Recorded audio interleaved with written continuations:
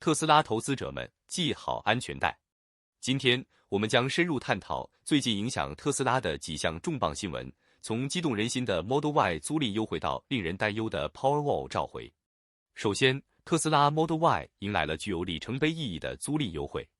从2025年11月16日开始，消费者可以享受零首付租赁 Model Y， 并且还能叠加免费的选项升级，包括高档车漆、20英寸轮毂、白色内饰和拖车钩。入门级后驱版 Model Y 的月租金低至479美元，全驱版为569美元，为期36个月，年限1万英里。这次优惠的推出旨在降低购车门槛，尤其是在政府税收抵免到期后，特斯拉还提供了6500美元的租赁信用额度，但要注意，这笔额度可能会随时更改。接下来，一个值得警惕的消息，特斯拉 Powerwall 2因火灾隐患而被召回。警告于2025年11月16日发布，大约有10500个在2020年11月至2022年12月期间安装的 Powerwall 2 AC 电池电源系统受到影响。特斯拉将远程放电以降低风险。目前已有22起过热事件报告，其中6起涉及烟雾，5起引发火灾，造成轻微财产损失，但没有人员伤亡。展望未来，特斯拉在自动驾驶汽车和机器人领域的投资正以前所未有的力度推进。预计到2040年，全球机器人出租车市场可能达到 1.4 万亿美元，到2050年，人形机器人市场有望达到5万亿美元。特斯拉的 Robotaxi 服务正在德克萨斯州奥斯汀扩展，并计划在2025年底前覆盖8至10个城市。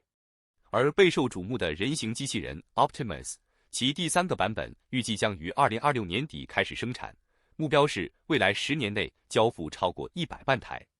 然而，这些宏伟蓝图的实现，正值特斯拉第3季度财报显示收益下降 31%， 营业利润率降至 5.8%， 研发费用却大幅上涨之际。此外，埃隆·马斯克也对人工智能计算支出的令人难以置信的规模发表了看法。谷歌宣布将在2027年前向德州投资400亿美元，而马斯克旗下的 XAI 公司也正参与收购另一家德州数据中心。这表明 AI 计算领域的投入将持续增长。最后，我们看到了一场关于 CEO 薪酬的有趣对比 ，Rivian 的 CEO 薪酬方案与特斯拉形成鲜明对比。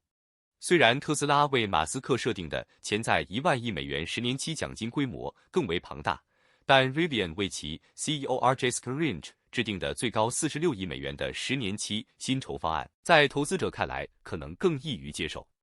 Rivian 即将推出的 R2 SUV 也被视为对标特斯拉 Model Y 的重要产品。以上就是本期特斯拉投资者速递的全部内容。